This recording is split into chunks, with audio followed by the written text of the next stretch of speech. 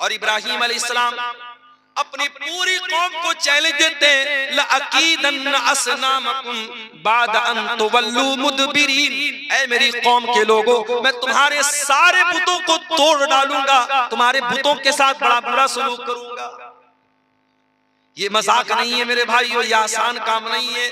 पूरी कौम को इतना बड़ा चैलेंज दे देना, पूरी कौम मुशरिक है, पूरी कौम बुतों की पुजारी है और बुतों की पुजारी कौम को ये चैलेंज दे रहे हैं, तल्लाही लअकीदन्ना असनामकुम, मैं तुम्हारे बुतों के साथ बहुत बुरा सलूक करने वाला हूं। और एक दिन इब्राहिम अलैहिस्सलाम ने मौके को गनीमत जाना और जब कौम के लोग अपने मेले ठेले में गए थे, इब्राहिम अलैहिस्सलाम जाते हैं और अपनी कौम के सबसे बड़े इबादत खाने में दाखिल होते हैं और उनके सारे बुतों को तोड़ देते हैं, सिवाय बड़े वाले बुत के, बड़े वाले बुत को छोड़ देते हैं। कौम के लोग जब मेले से वापस आते हैं, उन्होंने देखा हमारे माबूद के साथ ये हाल हो गया है। कालू मन फ़अल हाज़ा बिआलिहतिना इन्नहु लमिनज़ ज़ालिमीन, कहने लगे हमारे माबूदों के साथ ये सुलूक किसने किया है, जिसने भी किया है वो बहुत बड़ा जालिम है। कालू समिअना फतन यज़कुरुहुम युक़ालु लहू इब्राहीम, तो कौम के अंदर कुछ लोगों ने कहा एक नौजवान है जिसका नाम इब्राहीम है, उसी का ये काम है, उसी ने ये काम किया है। जरा गौर कीजिएगा मेरे नौजवान साथी, आज हमारा नौजवान वैलेंटाइंस डे पर गुलाब का फूल बांट रहा है, कार्ड बांट रहा है, मैसेजेस कर रहा है। आज हमारा नौजवान कहां खड़ा है और इब्राहिम अलैहिस्सलाम जैसा नौजवान कहां खड़ा था? जरा डिफरेंस देख लो, जरा फर्क देख लो मेरे प्यारे साथी।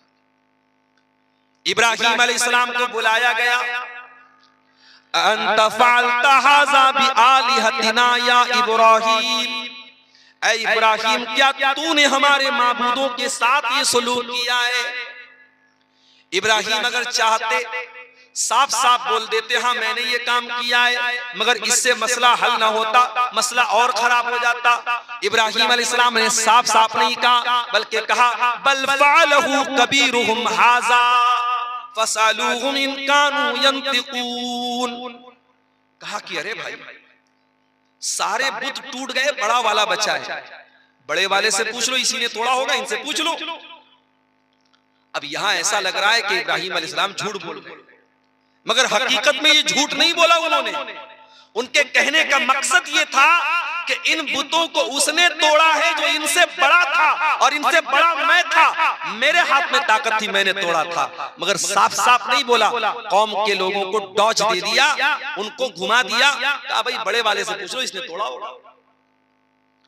अब कौम के लोगों को थोड़ी देर के लिए अकल आई, थोड़ी देर के लिए उन्होंने गौर किया, फरजऊ इला अनफुसिहिम, थोड़ी देर के लिए उन्होंने गौर किया और उनको महसूस हुआ कि हम गलत हैं।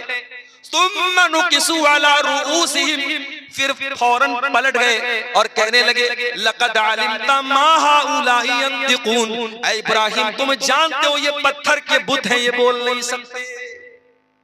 क़ाला उफ़्फ़िल लकुम वलिमा ताबुदून मिन दूनिल्लाह, का अफसोस है तुम्हारी अकल के ऊपर, तुम अल्लाह को छोड़कर ऐसी चीजों की इबादत करते हो जो बोल नहीं सकते, जो बात नहीं कर सकते, जो नफा नहीं पहुंचा सकते, जो नुकसान नहीं पहुंचा सकते, ऐसी चीजों की तुम इबादत करते हो। अब इब्राहिम अलैहिस्सलाम ने अपनी दलील पेश कर दी और सामने जो मुशरिक कौम थी उसके सामने ये प्रूफ कर दिया कि पत्थर के बुत इबादत के लायक नहीं है, इनकी इबादत करना पागलपन है, इनकी इबादत करना बेवकूफी है। अब सामने वाले के पास दलील का जवाब दलील से नहीं था, और दुनिया का उसूल है जब दलील का जवाब दलील से न मिले तो सामने वाले के साथ ज्यादती करो। अभी आपको मालूम है शबे बारात के हलवे पर एक ताजा दलील क्या आई है, शायद आपने वीडियो देखा होगा। एक मौलवी साहब शबे बारात के हलवे की दलील क्या दे रहे हैं, बोले साहब ये लोग पूछते हैं कि हलवा कहाँ है, किताब में दिखाओ। अरे हलवा किताब में थोड़ी मिलेगा, हलवा तो कढ़ाई में मिलेगा। अब पब्लिक बेचारी हंस रही है, आहा सुभान अल्लाह माशाअल्लाह। ये तो दलील है, इस सादगी पे कौन न मर जाए ऐ खुदा, लड़ते हैं और हाथ में तलवार। हलवा खाना है तो खा तू, मगर कुरान को बदनाम न कर, हदीस को बदनाम न कर, शरीयत को बदनाम न कर। दलील का जवाब दलील से दे। हम तो साफ बोलते हैं हलवा खाना गलत नहीं है, मगर हलवे को इस्लाम से जोड़ना, शरीयत से जोड़ना, नबी से जोड़ना, ये गलत है। हम इसलिए शब बारात के हलवे के खिलाफ हैं। इब्राहिम अलैहिस्सलाम की कौम के पास जब दलील का जवाब दलील से नहीं था तो क्या कहा उन्होंने? कालू हर्रिकूहु वंसुरू आलिहतकुम इन कुंतुम फाइलीन। कहा कि जला डालो इब्राहिम को जला डालो। अगर अपने माबूदों की मदद करना है तो इसको जला दो, खत्म कर दो। चुनांचे बहुत बड़ी आग तैयार की गई। अकेले इब्राहिम को जलाने के लिए इतनी बड़ी आग तैयार की गई, पूरा गांव जलाया जा सकता था, पूरा इलाका जलाया जा सकता था, इतनी बड़ी आग तैयार की गई। लेकिन जब इब्राहिम को आग में डाला जाने लगा, इब्राहिम की पेशानी पर कोई बल ना आया, इब्राहिम के चेहरे पर कोई घबराहट नहीं आई।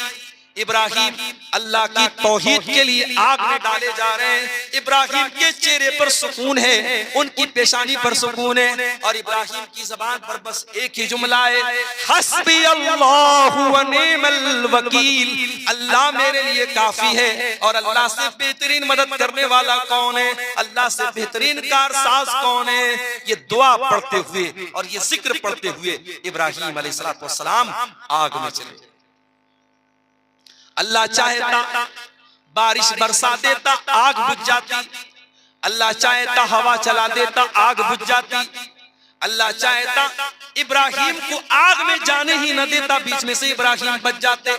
मगर अल्लाह ताला को अपनी कुदरत आज अलग तरीके से दिखाना था। कुलना या नारु कूनी बरदन व सलामन अला इब्राहिम। अल्लाह ने डायरेक्ट आग से कहा, ऐ आग तू ठंडी हो जा और सलामती वाली हो जा मेरे इब्राहिम के लिए। आज भी हो जो इब्राहिम सा ईमा पैदा आग कर सकती है, अंदाज़े गुलिस्तां पैदा। मेरे नौजवानों, ईमान तो है हमारे पास, मगर माफ करना इब्राहिम अलैहिस्सलाम के जैसा ईमान नहीं है। इसीलिए आज हमारे लिए आग गुलिस्तां नहीं बनती है, इब्राहिम के लिए आग गुलिस्तां बनती है। बताना ये चाहता हूं कि इब्राहिम ने जब ये कारनामा अंजाम दिया, वो 50 साल के बूढ़े नहीं थे, वो 70 साल के बूढ़े नहीं थे, वो 20-25 साल के नौजवान थे। मेरे नौजवानों, अब आप गौर कर लो कि आप कहां खड़े हो और इब्राहिम कहां खड़े थे। और आगे बढ़िए, एक और नौजवान का वाकया आपको कुरान से बताता हूं। उस नौजवान का नाम मूसा था। मूसा अलैहिस्सलाम बनी इसराइल के बीच में पैदा हुए, बनी इसराइल में पैदा हुए, और फिरौन के दरबारियों ने उससे कहा था, तेरी हुकूमत में एक आदमी ऐसा पैदा होने वाला है जो तुझे कत्ल कर देगा, जिससे तेरी हुकूमत खत्म हो जाएगी। फिरौन अपने आप को रब कहता था, लेकिन इतना बड़ा डरपोक था कि जैसे उसके जादूगरों ने ये बताया, उसके काहिनों ने ये बताया, फिरौन ने ऑर्डर दे दिया कि जितने बच्चे बनी इसराइल में पैदा होंगे, लड़की पैदा होगी तो छोड़ देना, लड़का पैदा हो तो मार डालना। अब मूसा अलैहिस्सलाम पैदा हुए। अल्लाह अकबर। अल्लाह ताला को बचाना होता है तो कैसा इंतजाम करता है। मूसा की माँ बेचारी परेशान है, फिरौन के आदमी आएंगे मेरे बच्चे को कत्ल कर डालेंगे।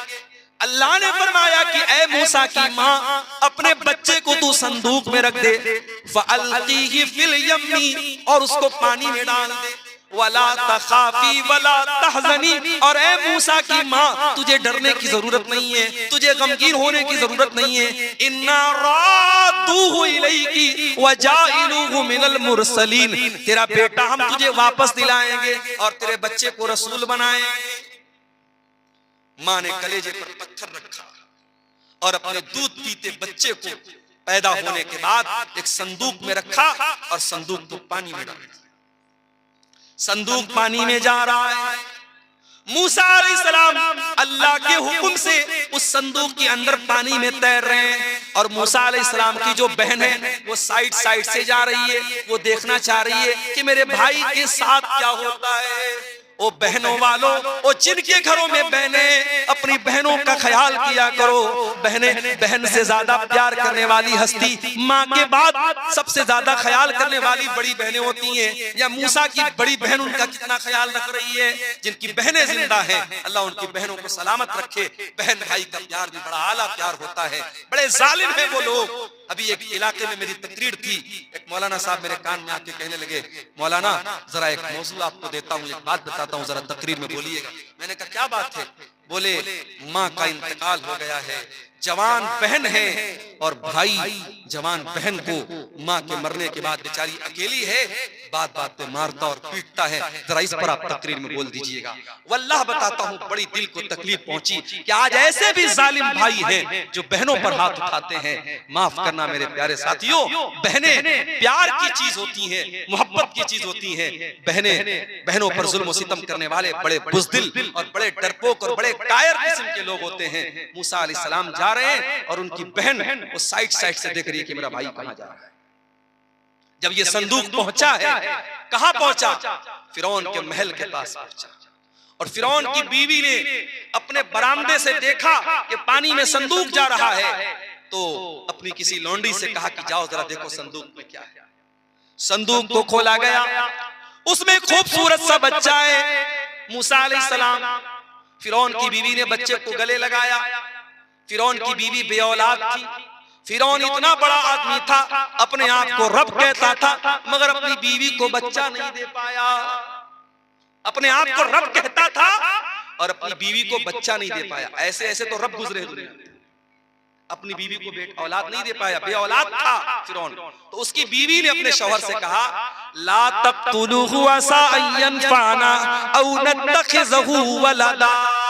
ऐ मेरे सरताज, ऐ मेरे शौहर, आपका ऑर्डर है कि जहां छोटे बच्चे पाए जाए उनको कत्ल कर दिया जाए। इस बच्चे को कत्ल न करना, इसको हम अपना बच्चा बना लेते हैं, ये आगे चल करके हमारे काम आएगा। फिरौन बहुत बड़ा जालिम था, किसी की बात नहीं मानता था, मगर अपनी मोहतरमा की बात मान गया, अपनी बीवी की बात मान गया। पता ये चला कि बीवी के अंदर वो ताकत है जो फिरौन से भी अपनी बात मनवा सके। इसलिए बीवी वालों होशियार हो जाओ। अगर कोई इंसान फिरौन से भी बड़ा जालिम होगा तो वही इंसान अपनी बीवी को ढंग से नहीं रख पाएगा।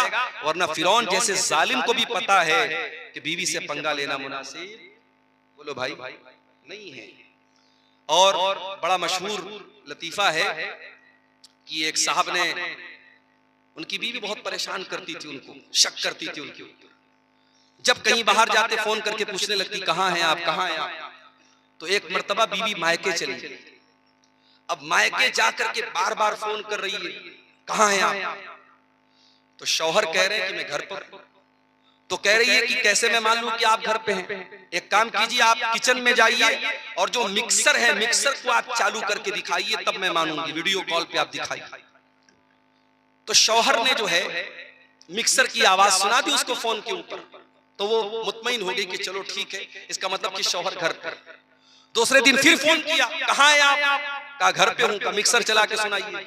फिर उन्होंने मिक्सर को चला के सुना दिया। तीसरे दिन बीवी अचानक सरप्राइज देने के लिए घर आई। घर आई तो शौहर गायब था और छोटा बच्चा वहीं घर में खेल रहा था। बोला तेरे अब्बू कहाँ गए? बोले 3 दिन से मिक्सर लेके गायब है। तो बीवियों को कंट्रोल करना इतना आसान काम नहीं है। जब फिरौन जैसे जालिम की नहीं चली तो हमारी और आपकी क्या चलेगी। उसको भी बात माननी पड़ी। कहा ठीक है, अगर तू कहती है तो चल मैं इस बच्चे को पाल लेता हूं। और बाद में वही बच्चा मूसा अलैहिस्सलाम बनता है। लंबा वाकया है, मैं उस वाकये की तरफ नहीं जाता हूं।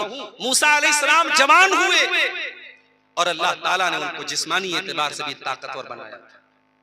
मूसा अलैहिस्सलाम ने देखा कि उनकी कौम का एक इंसान और फिरौन की कौम का एक इंसान दोनों आपस में लड़ रहे थे।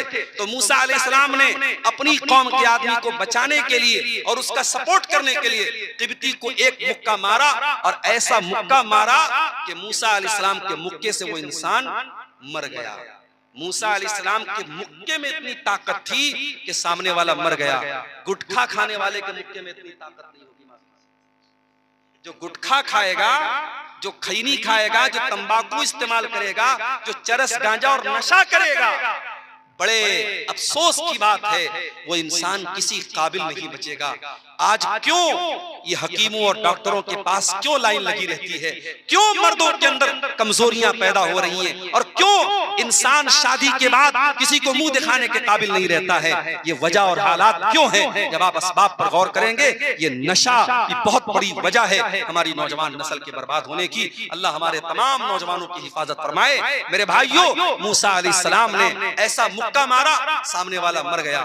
अब मूसा अलैहिस्सलाम वहां से अपनी जान बचा के, उनको ये डर हुआ कि कहीं मेरे खिलाफ मौत का फैसला ना जाए, वहां से अपनी जान बचा करके मूसा अलैहिस्सलाम मदियन पहुंचे। और जब मदियन पहुंचे तो वहां मूसा अलैहिस्सलाम एक पेड़ के नीचे बैठे हुए थे, और वहीं पर एक कुआं था, और कुएं के पास लंबी लाइन लगी थी, लोग अपनी अपनी बकरियों को पानी पिला रहे थे। मूसा अलैहिस्सलाम ने देखा कि दो औरतें खड़ी हैं, दो औरतें खड़ी हैं जो पीछे खड़ी हैं, लाइन से हट करके खड़ी हैं, मर्दों की लाइन से अलग खड़ी हैं। उनके हाथ में भी बकरियां हैं, वो अपनी बकरियों को पानी पिलाना चाहती हैं, मगर मर्दों की लाइन से अलग खड़ी हैं। मूसा अलैहिस्सलाम ने जाकर के पूछा, मा खतबुकुमा, क्या बात है, तुम लोग लाइन से अलग क्यों हो? कालता ला नुस्की ला नस्की हत्ता युस्दिर रिया।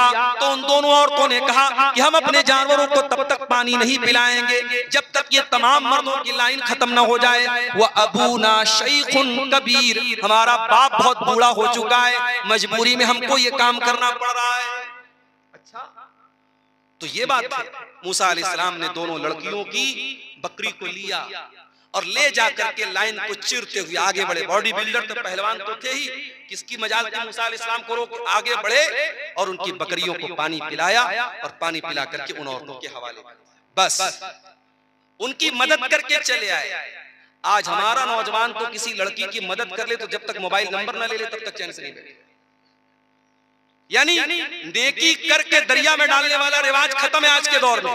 मूसा अलैहिस्सलाम उन दोनों औरतों की मदद करते हैं, और मदद करने के बाद आकर के पेड़ के नीचे बैठ जाते हैं और अल्लाह की बारगाह में दुआ करते हैं, रब्बे इन्नी लिमा अंज़लता इलैया मिन खैरिन फकीर।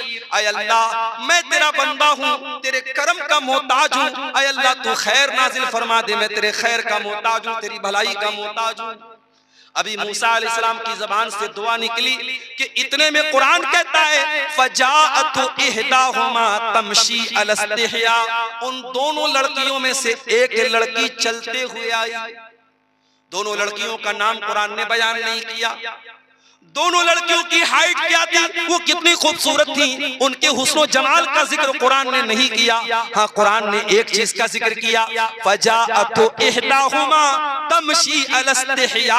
उन दोनों लड़कियों में से एक लड़की शर्मा शर्मा के चल रही थी, और शर्मा शर्मा के चलते हुए आई। पता ये चला मेरी बहनों कि आपकी खूबसूरती की अल्लाह के यहाँ उतनी अहमियत नहीं है, आपके हुस्न जमाल की अल्लाह ताला के उतनी अहमियत नहीं है जितनी आपकी शर्मो हया की है। जिस औरत ने अपनी शर्मो हया को बचा के रखा, जिस औरत ने अपनी पाक दामनी को बचा के रखा, उससे ज्यादा अल्लाह के यहाँ किसी औरत का मकाम नहीं है।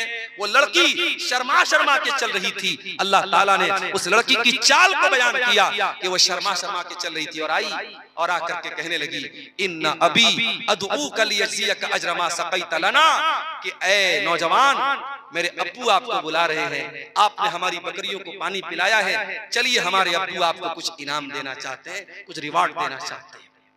अब मूसा अलैहिस्सलाम आगे आगे चल रहे हैं, पीछे पीछे लड़की चल रही। चाहते तो लड़की आगे रहती, मूसा अलैहिस्सलाम पीछे रहते, मगर एक मर्द की इफ्फत का तकाजा ये है कि अगर औरत साथ में है तो मर्द आगे चले, औरत पीछे चले।